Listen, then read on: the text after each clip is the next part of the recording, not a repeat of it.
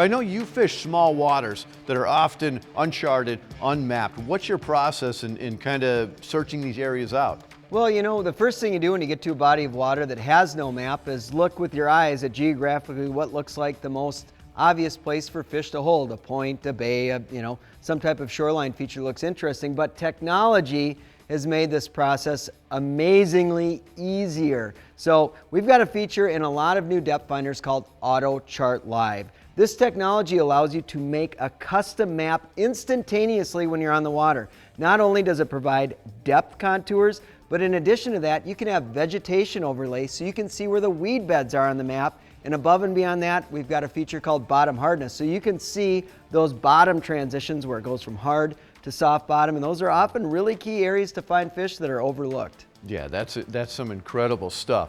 So right now, let's look at some small gems around the AnglingBuzz region, featuring some areas that are uncharted by most of today's modern electronics.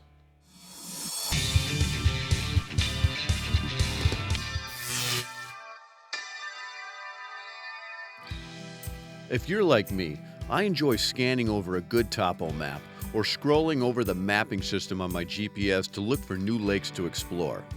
When you do, you'll often find clusters of small lakes tucked away in some regions. Lakes that are under a few hundred acres, that are often uncharted and have limited access. But that often means they may receive little or no fishing pressure.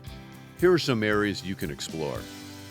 In the UP of Michigan, there is the beautiful Hiawatha National Forest with over 75 small lakes and 600 miles of streams within its boundaries.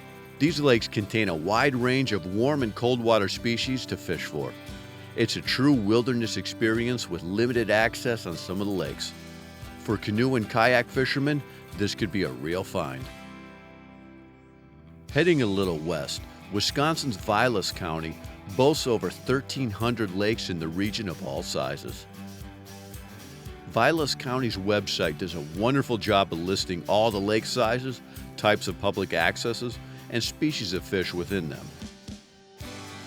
Within the areas surrounding massive Leech Lake, the Chippewa National Forest landscape is dotted with small bass and panfish lakes. You may have to drive down some dusty forest roads to get to some of these out-of-the-way places, but the chances are you'll have them all to yourself. The Alexandria area is well known as a walleye hotspot within its numerous larger lakes.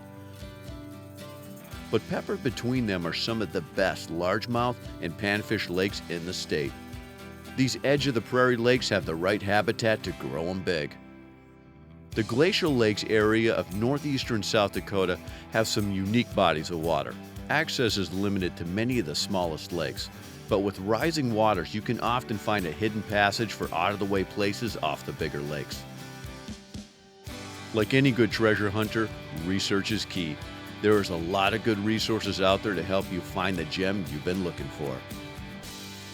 Yeah, there are a lot of great resources. One thing that I use is simply just Google Earth. Oh, it's a great resource, and beyond that, we've also got a lot of information from Department of Natural Resources on what the fish community looks like in a lot of these off-the-beaten-path lakes. So believe me, there are some incredible opportunities for not only huge fish, but great action on bodies of water off the beaten path that anglers rarely touch. That's very true.